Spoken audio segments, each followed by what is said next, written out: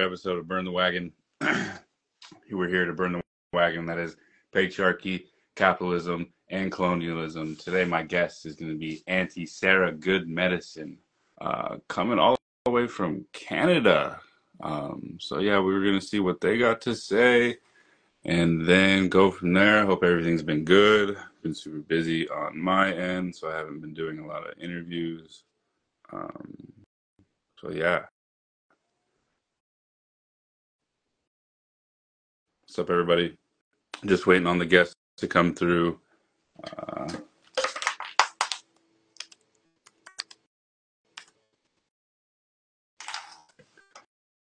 Hope everybody's been good. I've been dancing a lot, doing a lot with that, working, doing backpack and clothing giveaways at work right now. So it's been busy. Uh-oh. Okay, what do we got going here?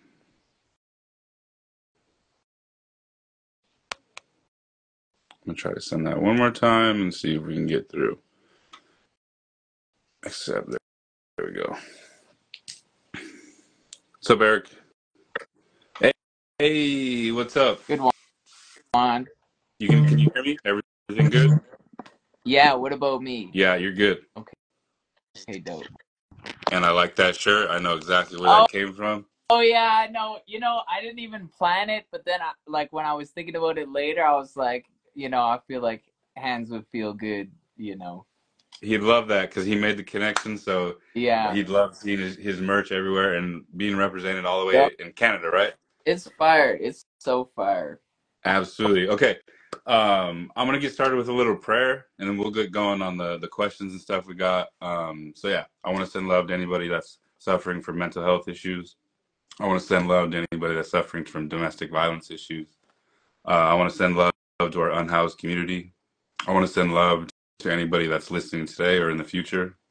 I want to send love to our Palestinian relatives, our relatives in the Congo, our relatives in Sudan, and wherever else colonialism is tearing them apart. Lastly, I want to send love to the land, and I come to you from Palmo territory. If you want to drop where you're at in the comments or let us know, that'd be amazing. But yeah, today my guest is Sarah Good Medicine. The way I always like to start it is I allow you yourself to give like an intro, let us know what tribe or tribes you're from, if you grew up on a reservation or not, and then we can just go from there. Yeah, right on. What's good, y'all? Okitanse Tanche. My name's Sarah Good Medicine. I grew up in British Columbia, which for some of y'all in the States is like just north of Seattle, about halfway up in a place called Prince George, British Columbia. It's carrier territory, but I'm not from there. My native ancestors aren't from there. They're from Manitoba and North Dakota, across the medicine line there. I didn't grow up there. I did spend a year in Winnipeg, which is in Manitoba. And so I'm mixed, Métis, Chippewa, and Cree. And but I've been out in Treaty 7 in Blackfoot territory, or on the south side of the medicine line. Y'all refer to them as Blackfeet. So shout out all the Blackfoots out there, the Blackfeets, and that's kind of where I've been chilling for a while. And that's like most of the culture that I know. You know what I mean? I went to Catholic school. Like my family's mixed, so my siblings look a lot whiter than I do, and so like it was just like a weird thing. Like I didn't, yeah, my dad's really, both my parents are mixed, but my mom's pretty light and my dad's pretty dark, and yeah, so those are the nations that I'm connected with. Definitely shout out to the Blackfoot relatives who like helped me, feel native, not so, crispy apple. Yeah, because that's what my cousin's going through right now because she lives and grew up in LA. And she said she goes to like a cultural center, native culture center, and she learns from them and stuff. And it's just good to be able to be around native people, even though it's not your people. It's just good to be around people native people. There's totally a feeling, you know what I mean? And when I look back, I was like, oh, maybe that's like why I clicked with this person. Like, even shout out my Filipino relatives out there. Like, I feel um, like even in Calgary here, where I'm living right now in Treaty 7, there's like a lot of Filipinos and natives who chill. Not all the time, but especially in the hip hop scene, it feels that way. That's awesome. And do you remember your parents growing up like telling you were native, or was that like something that came later in life? Like, kind of like when my grandma got drunk at our home parties, she would tell me stories like I have special native powers. Like I can see you. Like I've always imagined her eyes like coming out and shit. And I remember like she would tell us she could like teleport, like slip to different places. And she was just going through the porch door, but like as a kid, we believed her, you know what I mean? And so like there was like those sort of things, but yeah, they didn't like always, like they're funny to think about, now. And it was cool as a kid, you know what I mean? But like, yeah, like both my dad, who's like dark, I remember saying to him, like, Dad, we're native, like you're native. And he said to me, he's like, I'm bloody Scottish. And I'm like, all right, Dad, like, but I mean, racism is just such a deep thing, and it's been not good to be native, and then now it's like sort of a popular thing to be native now, and then that's not always a great thing either. And so they talked about it a bit, but it was like, I don't know, it feels like, I don't know, like I don't know if you have alcoholism in your family. I know that's kind of a weird thing to say, but like, yeah, like it felt like, when you grow up in those kind of spaces, there's just things you don't talk about. And that was like one of those things. But it was like I was getting picked on in school and stuff, and my siblings weren't getting the same treatment, but I didn't put it together till I was like an adult, you know what I mean? Yeah.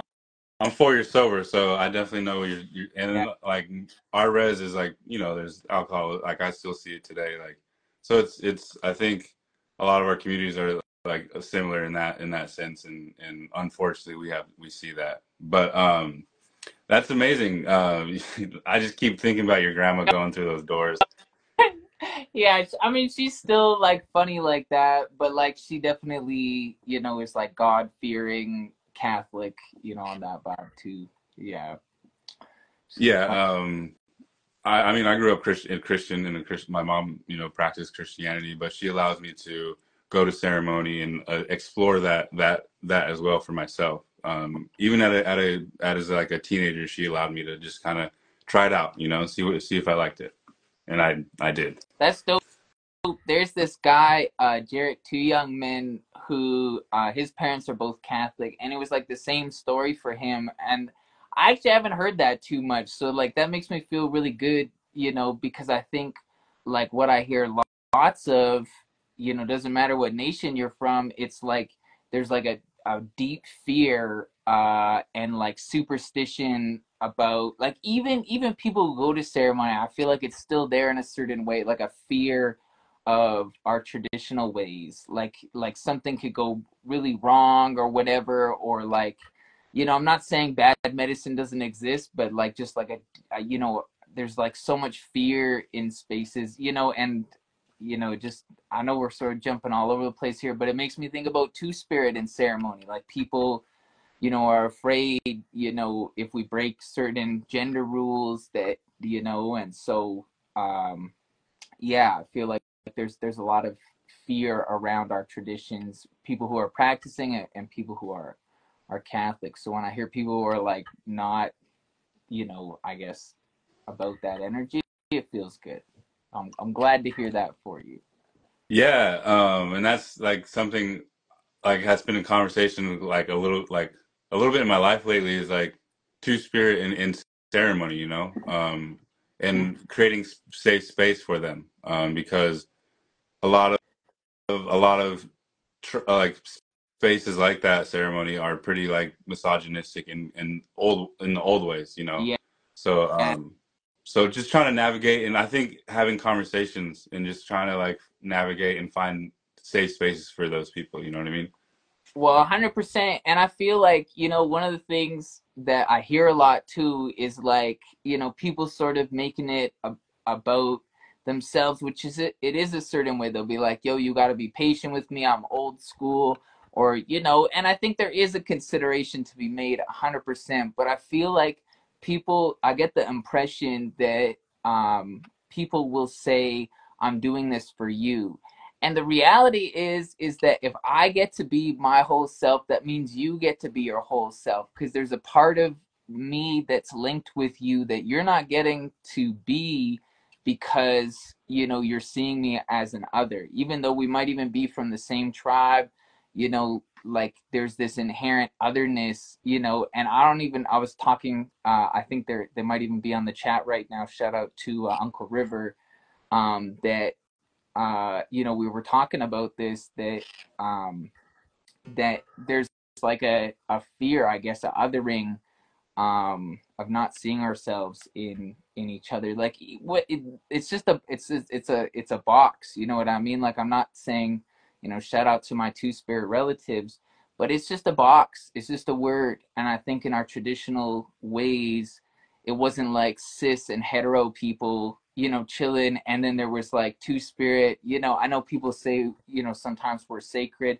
I hear a lot that we're less than, you know what I mean? And I don't know if either of those actually feel right, even though I do like hearing positive things, because I think we were all a part of the circle in a certain way.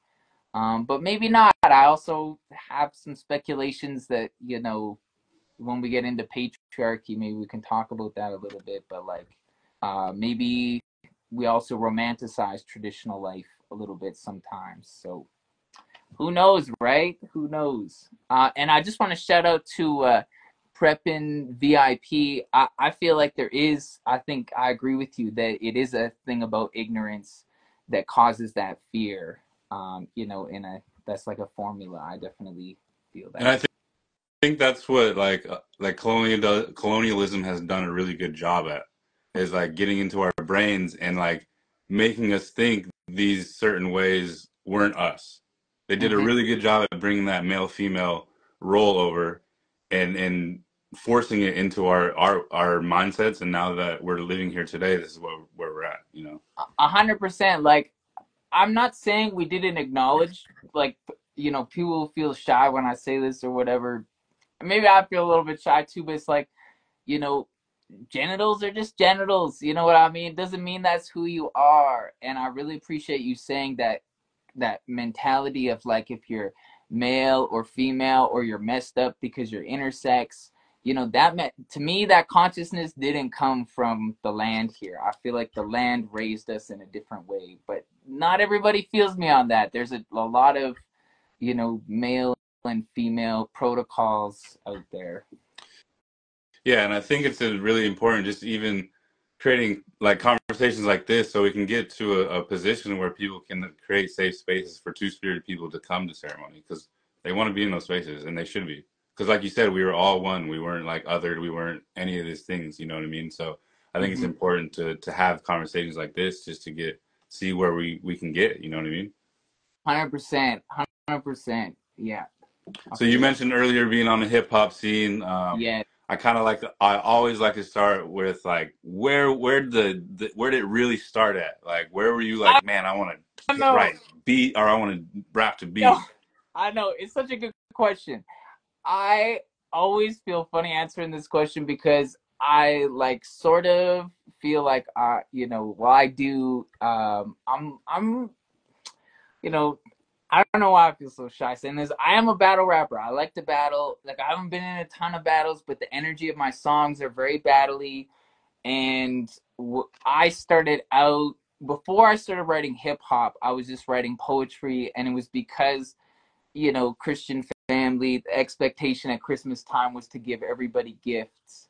And so I used to write poems. I used to go to the store, buy some nice paper with a nice pen, and I would just write a poem letter to different people in the family and like build them up. And and do it that way. And I used to, like, I go by meds now when I'm rapping, and then I go by DJ Good Medicine when I'm spinning. But you know, the reason I used to say I go by MC Good Medicine because I believe that my words and our words can be good medicine. And I do believe that, but I just had so many native people come up to me and be like, yo, I thought good medicine was supposed to be positive, and my shit is positive, but it's like it's positive in the way that Buckley's, you know, works when you're sick. Like it tastes awful and it works. Like that's I don't know if y'all have I was Buckley's down there. I feel like about to ask, yeah. what's Buckley's? Yo, so Buckley's is cough med, like it's cold medicine, and the slogan that goes with it is that it like all the commercials. If you Google this or YouTube this, it tastes awful and it works, and that's like the way that I feel. Like I feel like you're bobbing your head. You know what I mean? Like you're feeling what I'm saying, but um I do feel like my raps hurt people's feelings, and that's because they're they need to look at themselves, whether that's to do with racism, whether that's to do with patriarchy, homophobia, you know, like I sort of attack those things, and sometimes I do it in a little bit of a shocking way. I want you to um yeah. So yeah, sounds like y'all don't have that down there. If you know, when I come down there, I'll bring some Buckley's for you. I'm looking to get Buckley's sponsorship. You know, If manifesting that. anybody from Buckley's is watching, no, I'm just kidding. Yeah, right. Check it out.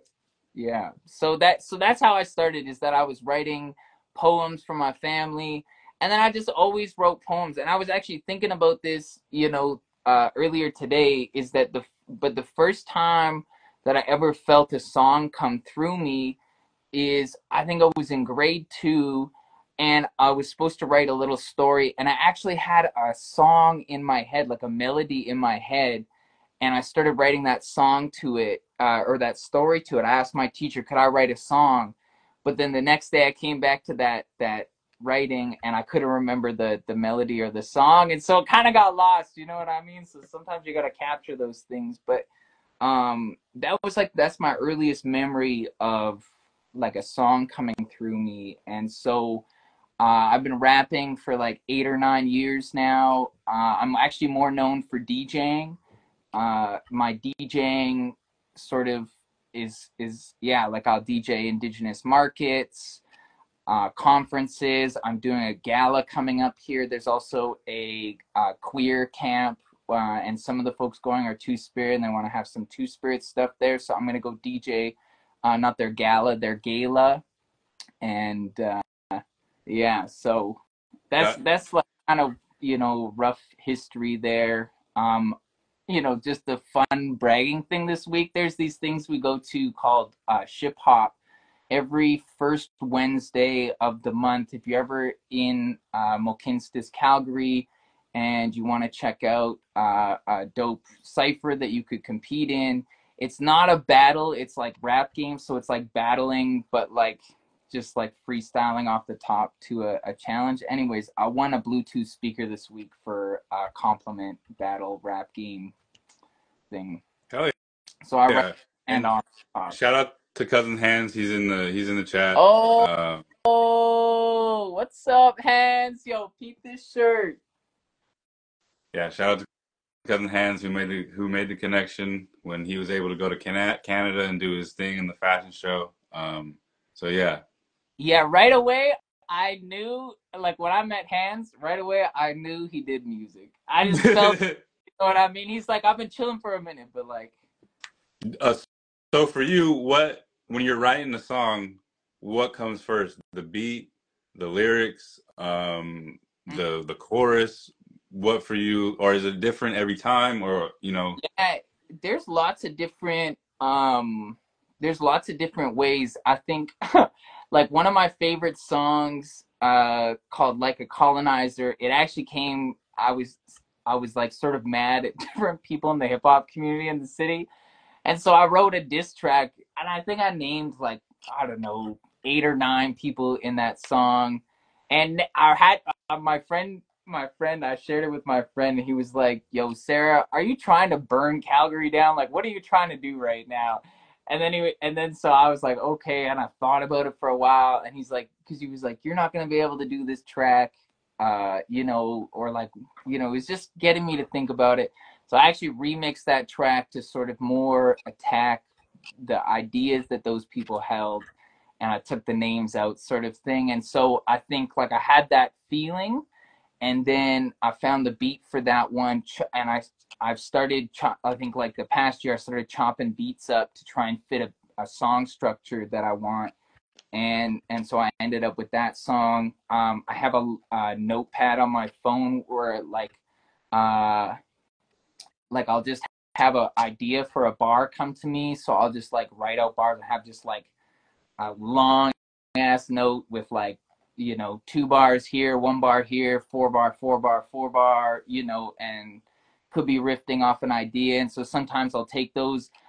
There was a rap battle that I should have competed in, but I ended up DJing for, so it was kind of a cop out. But I trained for it anyways, and I was thinking a lot of the verses of my songs I could actually spit at a battle, and they would make sense, like it would fit. But I didn't have anything dissing any femme people, and so then I wrote a song recently. I'm just about done writing it, called "Fake Bitches," and it's like, yeah, like nobody's nobody's perfect, and if you're breathing, I probably have criticisms for you. Is there anything that you want to share with us? Any like poem or track or Uh, like verse? uh, I could like read you something, like, or like I could do a verse, like, I don't know, like how spicy you get on this podcast. I mean, it's called Burn a Wagon, so Okay, well, here's the spicy verse. uh Fuck everybody who's got an issue with me. I'm passing tissues out for the blood that I'm spilling, like those side eyes that these brown rappers give me. Call out your grumpy ass attitude, your profits dwindling. And you protect the children, fucks, hypocrites, indoctrinate with hate, then call us a sin, fuck. Call me a fag, y'all a bundle of sticks. I'll lyrically snap your necks, make kindling out of your lids. And all you white women who say I make you uncomfortable, fuck the fake image you project that everything's wonderful. Fake media platforms, I'm a casual abortion. When we run in this city, you won't even get a portion. And black rappers who's excluding me, excuse me, whose fucking land you on? Eat you up like moose meat. And all you white men is questioning if I'm a dude. Fuck your power and profitable intents to share your food. ooh.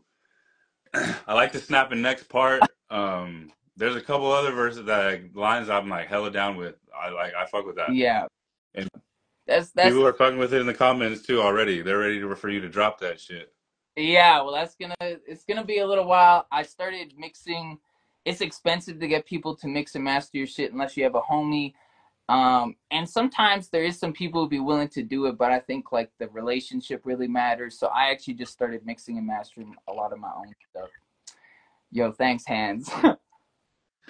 Yeah, yeah, yeah. Thanks. Also, is there anywhere anybody can find your music? Yeah, I seen that question pop up there. I am on Spotify, like with some old stuff, which is like decent. Like I'm not saying I'm embarrassed about it, but it's not. I haven't released anything recent. You can look it up on most streaming platforms. MC space Good Medicine. Good Medicine is one word, and that's also, you can find me on SoundCloud as well. SoundCloud has some other stuff that's like, old, and I just put it out just to like have it out on there. The first project I ever did was for a writing class, and it was called Runnin', and it was about, it's like a sad project, like EP size. You could check it out on there. That's like the first thing.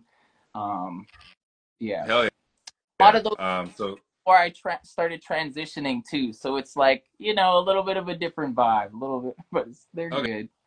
okay, yeah. Definitely give them a follow on Spotify and right here. So yeah, we're kind of getting into it a little bit, but I really want to ask you, because it's different for everybody. Yeah. What does decolonize mean to you? Because it can be just like so many different Yeah. things that you could be focused on one thing and that's the thing that you're decolonizing. It could be whatever. No, I know, and I feel like when I first heard this word, I honestly loved it. I used it all the time. I talked about it a lot, and I sort of feel like now, because we're allowed to grow, we're allowed to change our perception, perspective, attitude. I sort of feel like it's a little bit cliche, like honestly, because not that I don't think we should be going against colonialism, but I just, when I hear it most of the time, I hear it as a way of like institutions, trying to decolonize. It's sort of like when white organizations say, we want to be inclusive. And I sort of, or like, white, straight, cis organizations, however you want to measure that. And like, I just think it's interesting to say that because don't you think in some way, like, doesn't that acknowledge that whiteness or cisness or hetero-ness, is sort of central, and you're like, well, we're going to bring you into that. Like, there's something sort of ironic about that to me. And it's the same as like decolonizing. It's like if you ever read Pedagogy of the Oppressed, it's like that like in one of those bars I said, and all you white men that's questioning if I'm a dude, fuck your power and profitable intents to share your food. And I say profitable intents to share your food because, you know, there's an idea in Pedagogy of the Oppressed of false generosity. And that if we really, were to get at the roots of why an organization is able to be philanthropic or goodwill sort of thing, that the roots of that goodwill couldn't exist in the first place. And listen, I'm not like calling anybody out who's giving our people sandwiches or like whatever, like shout out all the shelters, because I think sometimes what I'm saying gets misinterpreted a little bit, but I just feel like I don't even know what it is, like, because I think it leads to a deeper question in a way of, and maybe this just sounds woke, but it's like this is what I'm feeling.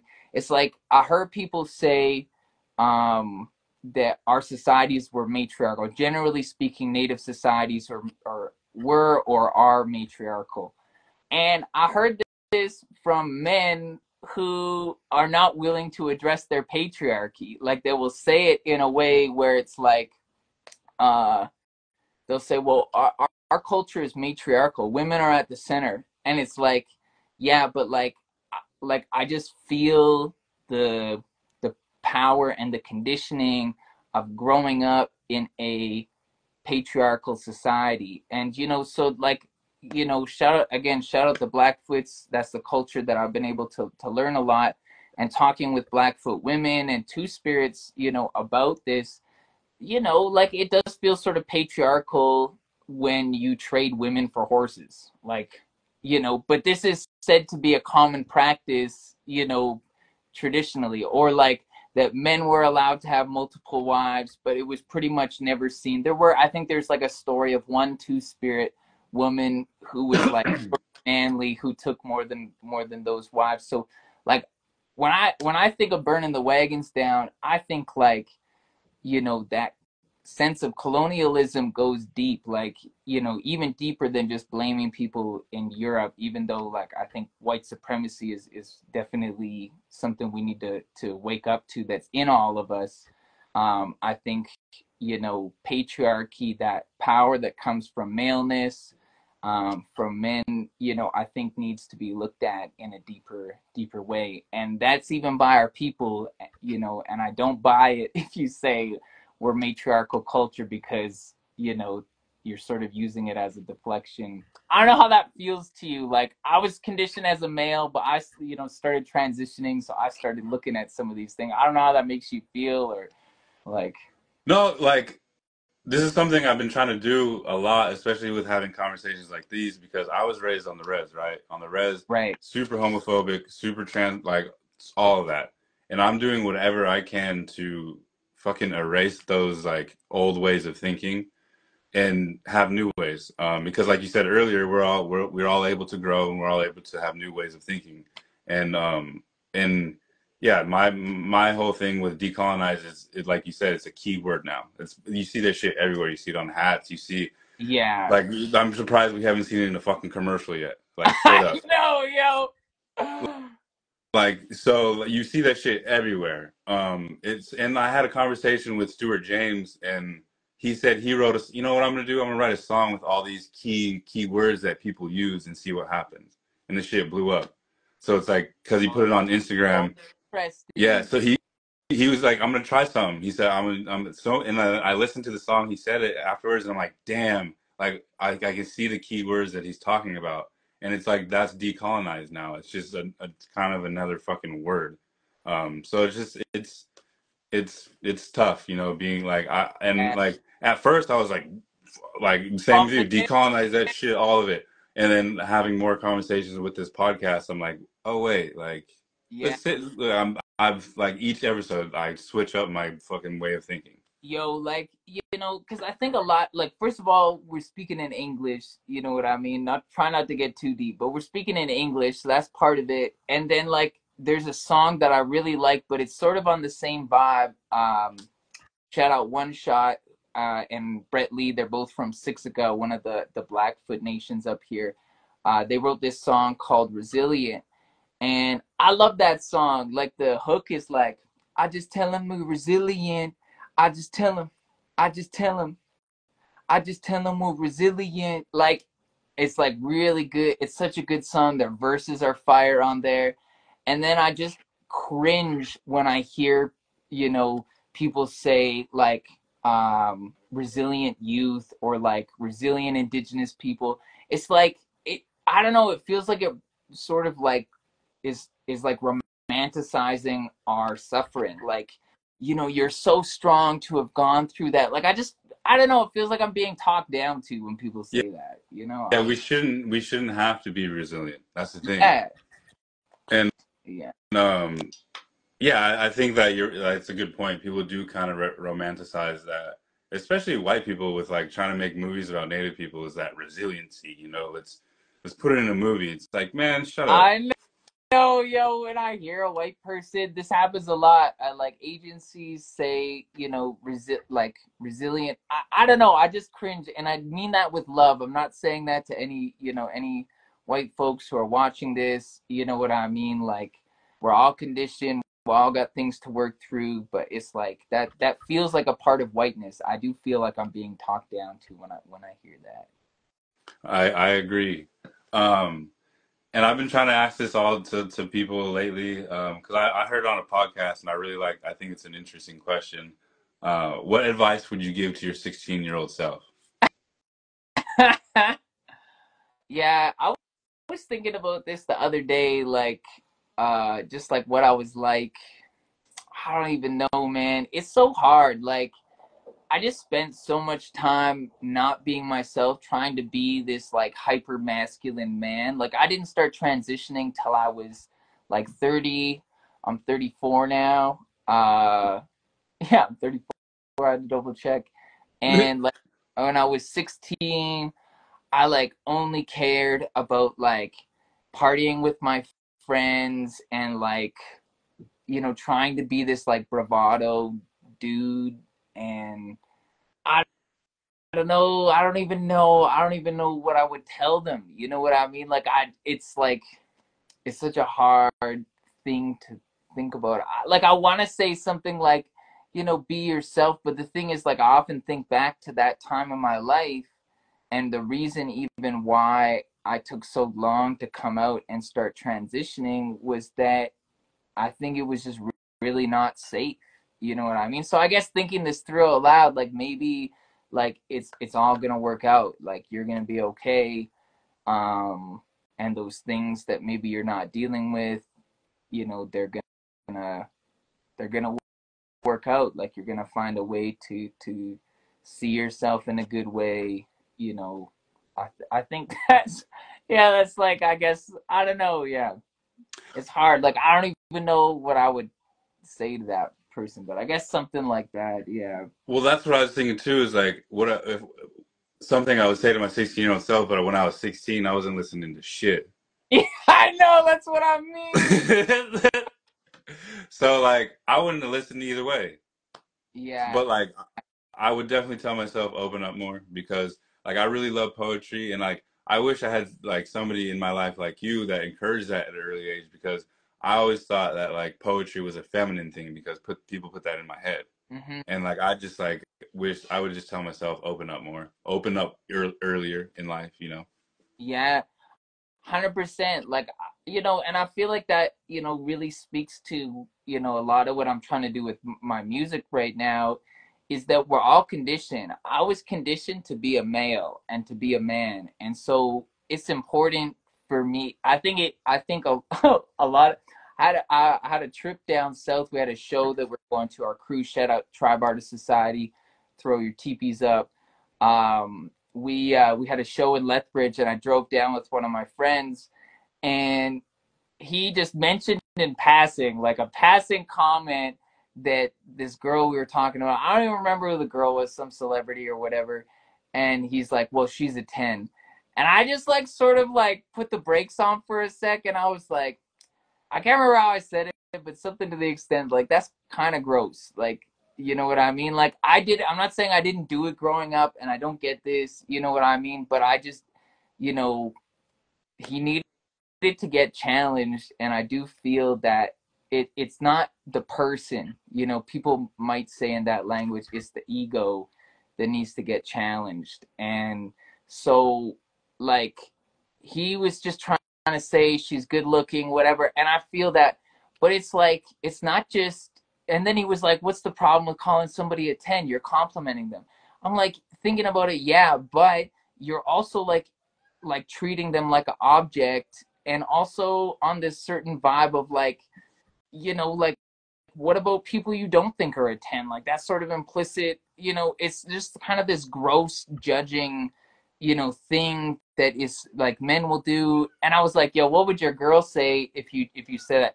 She fucking whipped my ass is what he said. And then I was like, okay, well, like, don't you feel like there's kind of a duality there? Like, anyways, so he still feels a little bit soft about it. He brought it up like probably a month and a half ago or something like that. Is like, don't ever bring that stuff up with Sarah. You know what I mean? So then it's interesting. People will hide what I see as patriarchal violence. They would rather hide it than address it. You know what I mean? But it was out of love. I'm not, I wasn't attacking him. It maybe felt a little bit like an attack, but it's totally out of love. Like for me to be honest, how that makes me feel, and to say something about it, it is out of love. It's totally not out of hate, but that's why it's so hard. It wasn't. We always gotta say some shit, dudes. Like why do we gotta comment on her like anyways, you know what I mean? Just fucking let her be. Yeah. Um we touched on a lot today, but is there anything else that I didn't bring up or that's really that you want to like get out there to the world? Is there anything in your area happening with the tribes that you're working with or whatever that may be, like an issue that like they're getting a pipeline through their res or whatever it may be? Yeah, like 100%. I mean, like the thing is, also this is Sweetgrass, my I cat, Sweetgrass. the bat I Samo. got 5 cats, so I love it. Oh They're all yeah. in the backyard right now. We gotta go feed them. Yeah, yeah, yeah. Well, I think like, the community is sort of divided about developments. A while ago, there was Grassy Mountain. They wanted to develop coal here, which luckily, shout out folks like Tash Caffrobe, who, really led the resistance around that with a few other folks like AJ, oh, my girl. And but a big thing that's come up here is like in the wintertime it gets really cold, and there's a significant houseless population of natives on the street. And like I always remember there was this research done by actually Tash Caffro, Latasha, and she was interviewing Blackfoot folks from the area, asking, are do you identify as homeless? And they would say, like, I'm not homeless. Like, my ancestors been here for a long time. Like, I'm in my home. You know what I mean? And that always like clicked for me as like a way that I was really sort of indoctrinated into thinking about what a home is, what a house is. So, like one of the issues is that, you might call it gentrification or whatever, but we just really are trying to like move the homeless, houseless population, out of the area, and not really see them as relatives. I think that's a really big thing here. It's also a thing in Edmonton, the big house north of here, like 3 hours north. And it's especially bad in the wintertime because like somebody that I didn't know too well personally, but I was closer with their family, literally burned to death because they started a fire in this trailer thing that they were staying in, and they burned down. You know what I mean? Like they burned to death. And so, like, people are trying to stay warm in the winter. People say, well, why don't they go to the shelters? Well, the thing is, like, you can't bring your life into the shelter. Like, you can't bring your belongings. You can't bring your animals. So, like, that's definitely like a thing here. And I remember this guy. He was like a chief for a while up north, and he came down here to do some work. And I remember he told me the first quote unquote homeless people that existed on this land were displaced native people. And I always thought that was so interesting to think about, you know what I mean? So when we're talking about like, dialing back the history, where we come from, how we got to this situation, like colonialism can't be separated from, you know what I mean? The ideas, and it goes down to those ideas of like, what's a home, who's your relatives, how are you with people on a day-to-day basis, uh, as a spiritual being, like, do you see yourself as connected to them, or their struggles as your struggles? And so, yeah, I guess that would be like one thing that I've personally worked on, trying to shift a bit, and probably need some I don't know what you call it, coverage. Yeah, is there any like orgs that are doing like that people can check out on Instagram that are doing the work or can donate to or anything like that? um, I mean, like AIM Calgary is one. Sober Crew Calgary is another one. Uh, Muskanawa, which is a native agency here in town. I Yeah, I don't know. I feel like it's hard to just like say certain organizations or names, because it does feel the game is sort of rigged in a certain way. You know what I mean? Like it's not like there's a lot of organizations that have, individually well-intended people, but then the sort of macro level of it is not to necessarily solve it. Like it pays a lot of people careers, to. Well, that goes back to what you were saying with like mainly rich white men giving money to like a lot of nonprofits are just rich getting money from rich white people. Either that or rich organizations that don't give a fuck. They just wanted to be on their fucking tax write off or whatever it may be. 100%. And and I'm not saying, give us that money. I'm not saying don't give us that money, but also like if we were ever to like challenge the actual structures that created those problems in the first place, they wouldn't be for it. Yeah, exactly. And also an elder a while back told me that she was she was a part of the unhoused community, and she said that I may be houseless, but I'm never homeless. And that like really stuck with me because yeah, you're on your homelands, but I mean obviously it fucking sucks to be on the streets, but they're always in their homelands. Yeah. I think that's the realest thing, you know what I mean? And we see land in a different way, you know, but I do, something I guess I would just mention here too is that, like uh nobody on this earth came from Mars. Like everybody came from the land in some way. Like if you trace their lineage back, like even white folks who seem so blocked today, you know, that before they started conquering themselves in Europe, each other in Europe, they had shit that was a lot like what we do here. You know what I mean? And so I'm not, saying, whatever, but John Trudell. I don't know if you know John Trudell. He has one of those.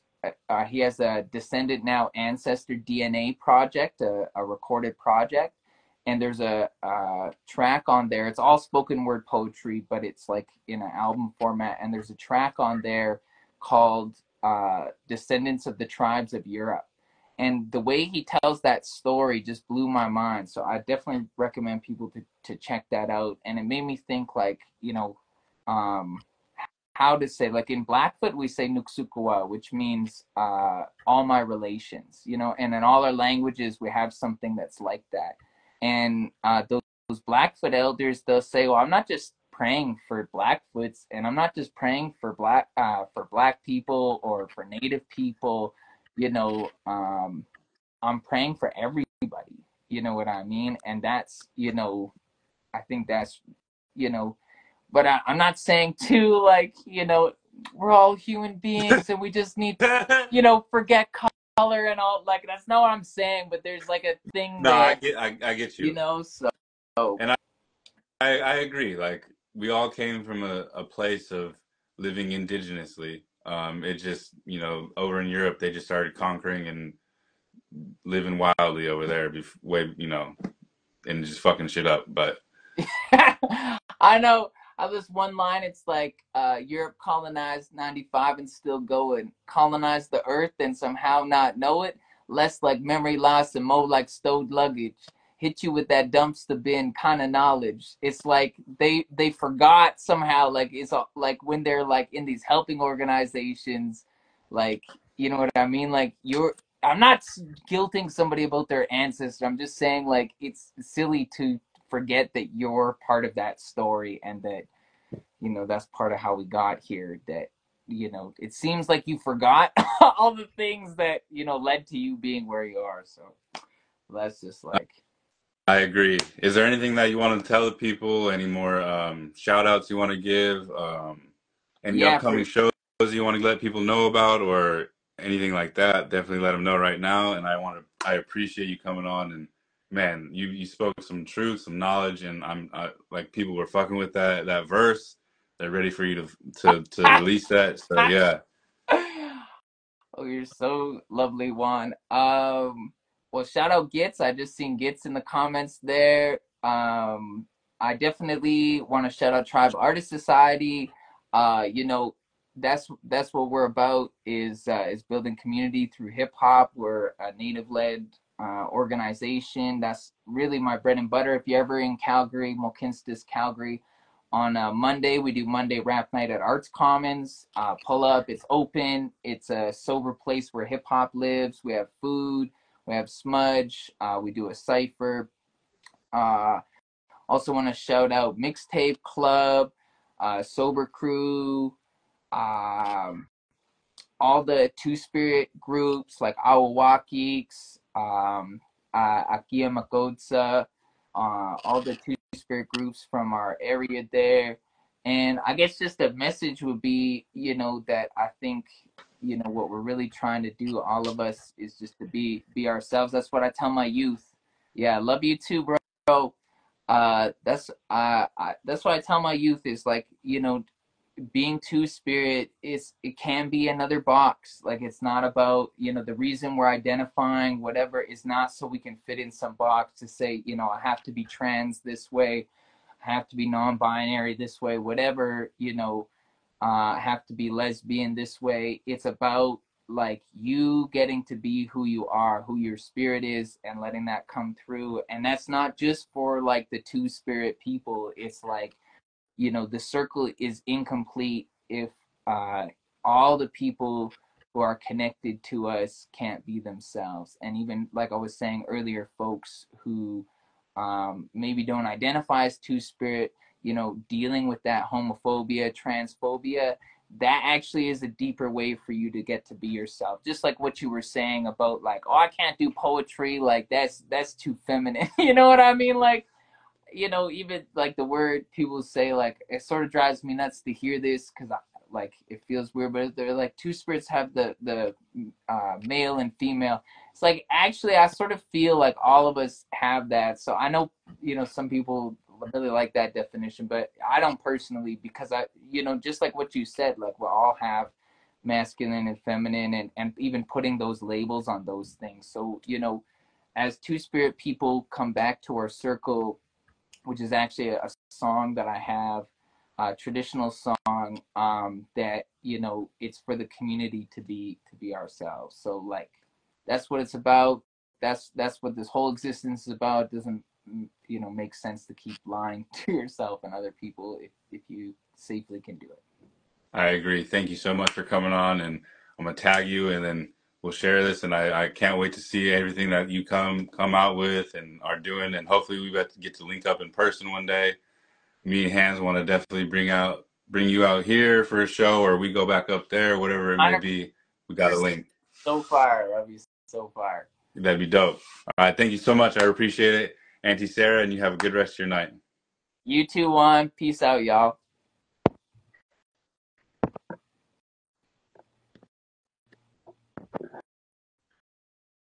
All right, shout out to Auntie Sarah. Thank you everyone that watched, tuned in, commented. Give us a follow. Give Auntie Sarah a follow. Yeah, I appreciate the love, support. Peace and love.